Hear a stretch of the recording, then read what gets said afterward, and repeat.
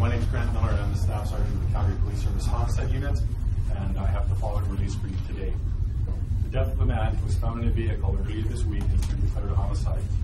At approximately 9:40 a.m. on Monday, February the 4th, 2013, police responded to a location in the 100 block of 28th Avenue Northeast. Upon arrival, they discovered the body of a man in a vehicle.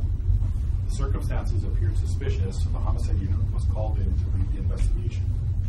An autopsy completed yesterday identified the man as Duane Gordon Laybourne, 42 years of age, of Calgary, and determined the manner of death to be homicide. We can now confirm that he was shot to death. Investigators have been able to determine that Laybourne's death is related to an incident at a residence in the area the evening before, in the 200 block of 28th Avenue Northeast.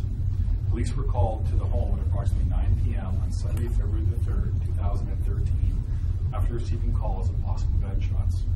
At the same time, police also received a 911 call from residents of a house in the area saying they had arrived home to find their house had possibly been broken into. However, when officers arrived, the man and woman who called weren't present any longer. A search of the home revealed blood on the inside walls, and a gun was found on the front lawn. The subsequent investigation has revealed that a group of acquaintances had gathered at the home that evening. An altercation took place within the residence. One man sustained life-threatening injuries and fled the residence. He was discovered deceased in the vehicle the next day. This homicide is believed to be drug-related. No one is currently in custody.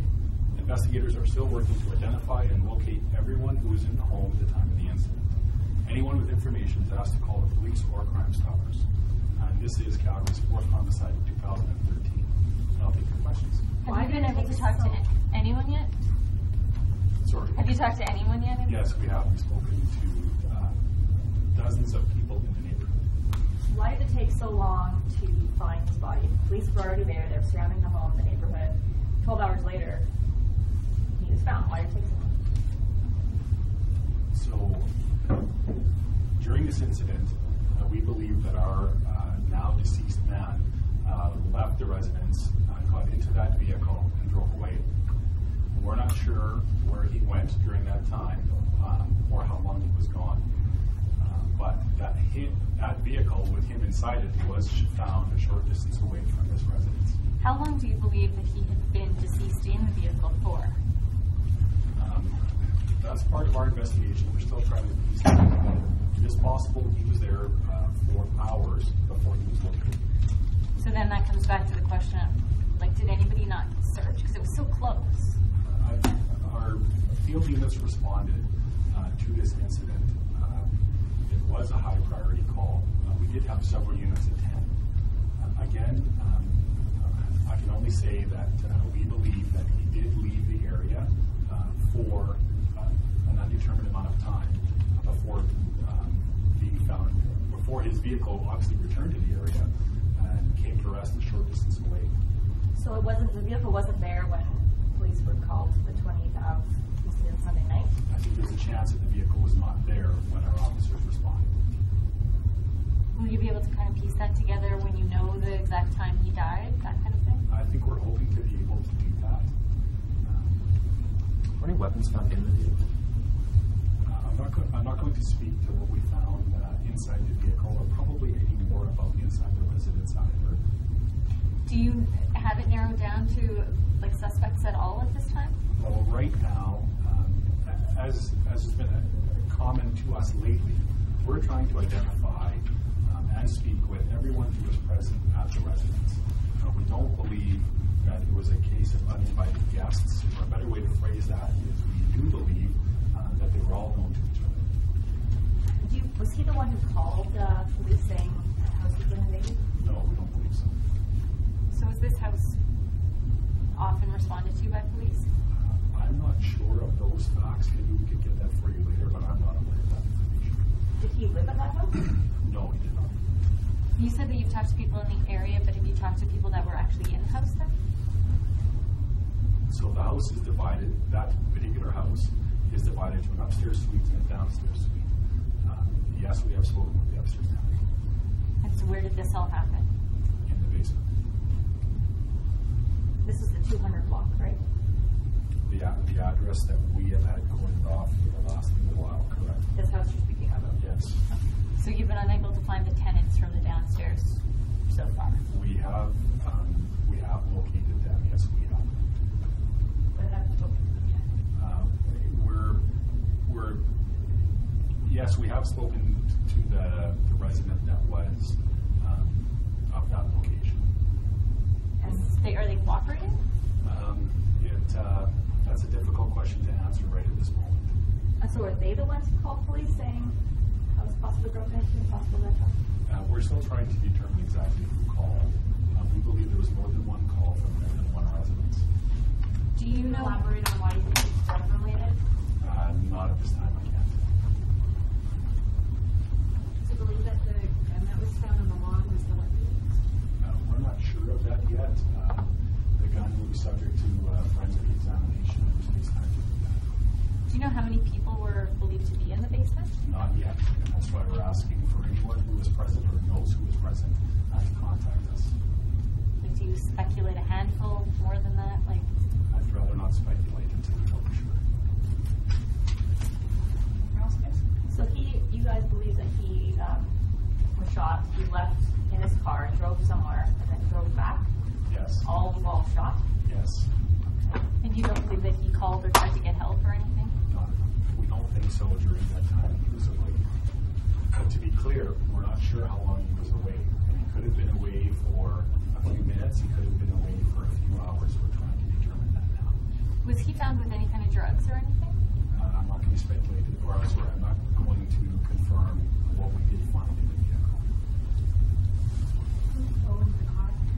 The car is owned by a friend of our deceased person. This friend is not related to this incident, and actually the friend was out of town at the time.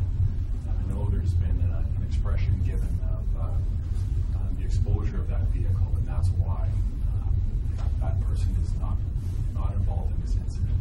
And we have confirmed that they were out of town at the time. So I think you mentioned before about the car not. You said that you think the car wasn't there when the attack team and everybody was there Sunday night, or you don't know? I said that the vehicle left for a certain period of time. We're not sure how long. Is it possible the vehicle was there when our units were there? At this moment, it is possible. And that's what we're looking to try to determine. But it's also equally possible that it wasn't there. When your officers are checking scenes, do they, each vehicle or house they check, do they write down plate numbers and house numbers and stuff? So if the question is going to go to, I think, our field operations, there's probably someone better than I that can answer some of those questions for you. And did he live nearby? He didn't live in that house or in the basement? But No, nobody did he live nearby. So are you looking for anybody specific right now? Not right now. We're just looking for people that were present at the scene at the time.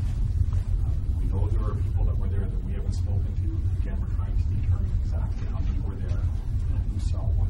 Sorry, you may have answered this. I just want to clarify. Did you find what you believe to be the murder weapon? We have found a gun on the front lawn, and it will take a forensic examination to determine if that's the weapon we're looking for or not. Can you say if the victim was armed? No, I can't. What about the woman who, was wrestling with men who called police about the, reported home invasion? Where is she at?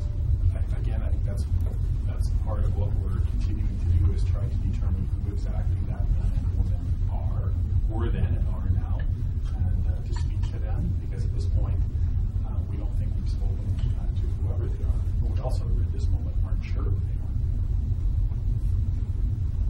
How much interest were they all there for? They were there for a social gathering.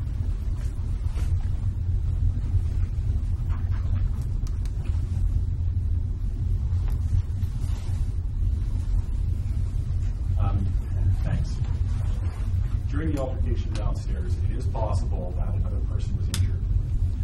We're not sure to what extent or what kind of injury, but some of the information that is coming to us is that someone else was injured. We're not sure